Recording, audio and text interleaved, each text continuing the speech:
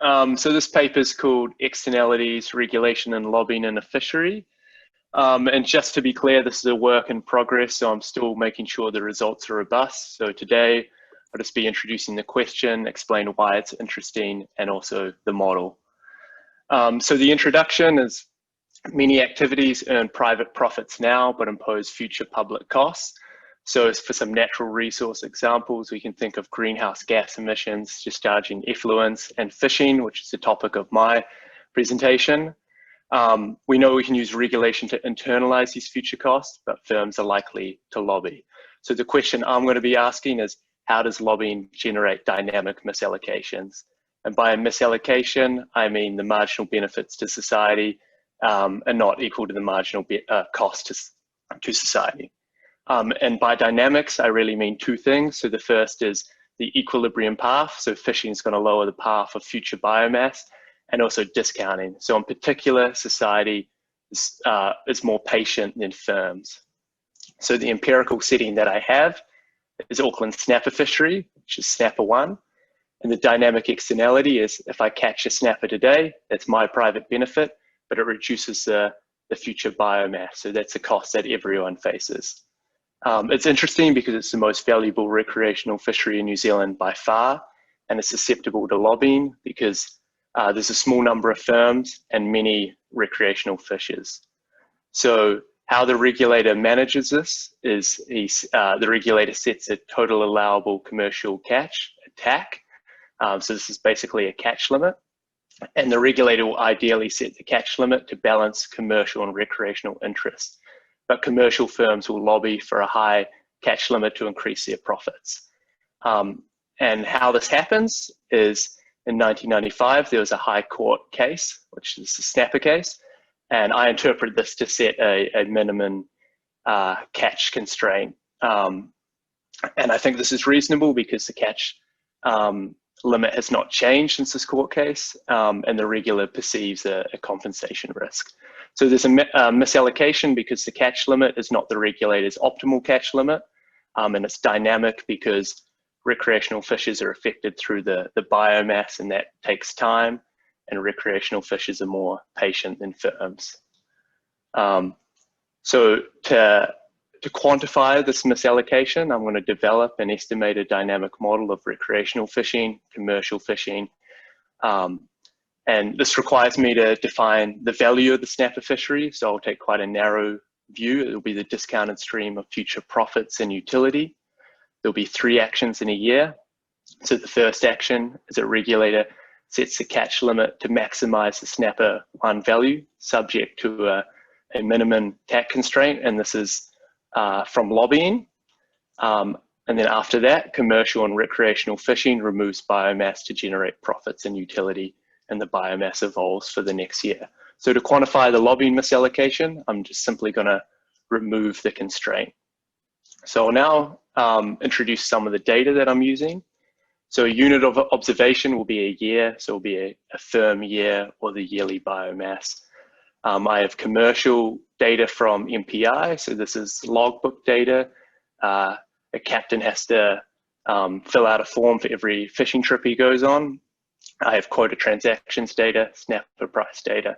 For recreational fishers, I have harvest data, a contingent value survey, which is meant to recover the recreational willingness to pay, and then I'll use a social discount rate. So this is what the government uses to value pharmaceuticals and education and things like this. And I also have stock assessment data, so this is biomass, estimates and parameters to calibrate a biomass model. So I'll just quickly summarize the most important features of this data. And the point of this table is to communicate that recreational fishing is more valuable than commercial fishing in the snapper 1 fishery. So I've divided this table into 2 columns. On the left is commercial data, and on the right is recreational data. In the first 3 rows are averages from the data, and the bottom 2 rows are values that I calculate based on these averages. So the first row is the marginal value. The commercial marginal value is, and this is measured in, dollars per kilogram. The commercial marginal value is the quota price. So this is what a commercial firm is willing to pay to catch a kilogram of snapper, and the recreational marginal value are these estimates from the contingent value survey. They're quite similar, but the recreational marginal value is slightly higher than the commercial marginal value. The second row is the discount rate. So for commercial firms, this is their return on assets, and I recover this from the quota transactions data. And for recreational fishers, this is the social discount rate. And this is a really fundamental comparison here, is that the recreational discount rate is significantly lower than the commercial discount rate. And that's because society is more patient than firms. The third row is the harvest, the average harvest.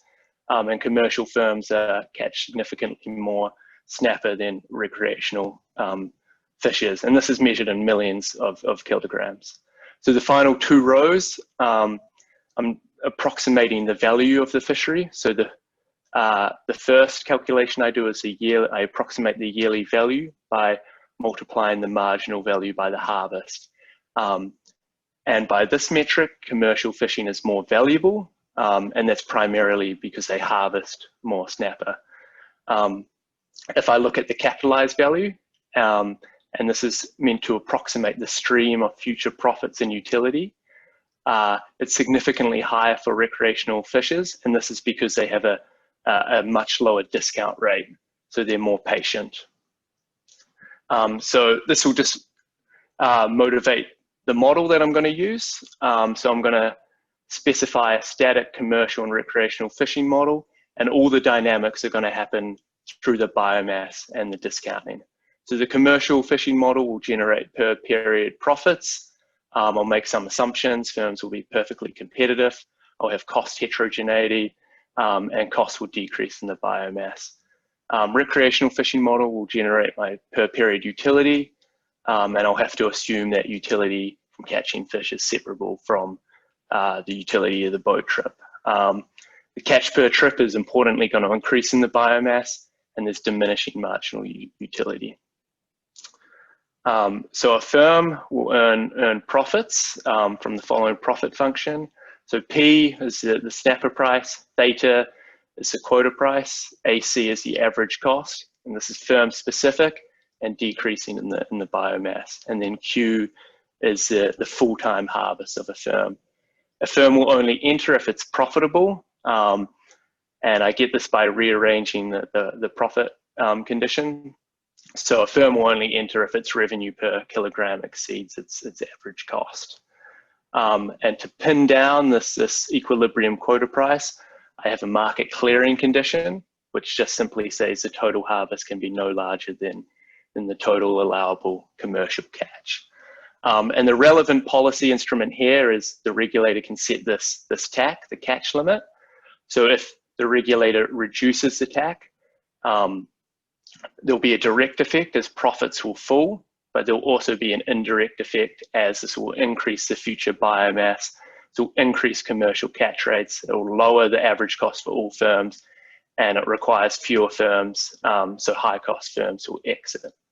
I'll just quickly go over the recreational fishing model, and then I'll go into the dynamics. So I model a homogeneous recreational fishing sector. They go on N trips to earn utility.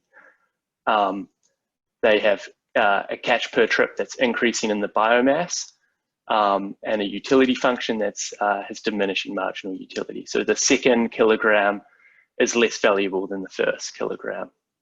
And again, the relevant policy instrument is the total allowable commercial catch. So if we reduce this, there'll be no direct effect, but there'll be an indirect effect because this will increase the future biomass, and this will increase recreational catch rates and flow through into utility. So that closes the static model, which is a commercial and recreational fishing model. And I'll pull this together in a dynamic model. So here I just specify the regulator's problem with lobbying. So the regulator is selecting a catch limit to maximize the value of the snapper fishery, and they're going to be subject to a lobbying constraint. So I'll just quickly describe these 5 equations. So the first is just a statement of snapper fishery value, and this is this discounted stream of future profits on the left and utility on the right.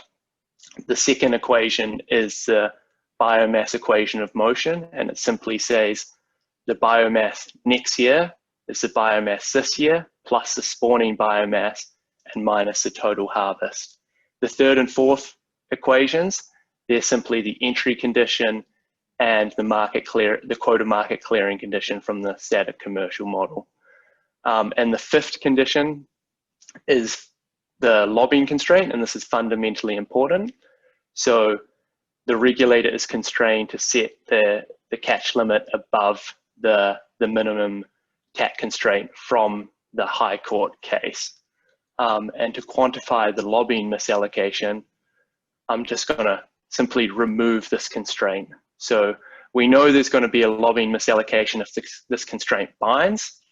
And if we remove this constraint, we free the regulator to set a lower catch limit. And we know this is going to reduce the profit stream. This is why firms lobby, but it's also going to increase the biomass. This is increasing the recreational catch per trip and then increases the utility stream. So to quantify the dynamic misallocation from lobbying, I'm simply going to compare the lobbying and equilibrium without lobbying. And the size of this misallocation is going to depend crucially on the ability to reallocate snapper from the commercial sector to the recreational sector through the biomass, the relative marginal values, and also the relative discount rates. And just to point on the marginal values, I allow for cost heterogeneity and diminishing marginal utility. So there's going to be a trade-off there. So to conclude, I'm interested in quantifying the lobbying misallocation in a dynamic setting. My empirical application is going to be the snapper 1 fishery, where commercial firms lobby to guarantee a minimum catch, and dynamics are going to be really key because you can only slowly reallocate between the commercial and recreational sector through the biomass, and society is more patient than firms. My empirical results are in progress, so I'm hoping I'll have a paper later this year. And I'd just also like to thank MPI for providing the data and also assistance. So thank you, and really looking forward to your comments and feedback.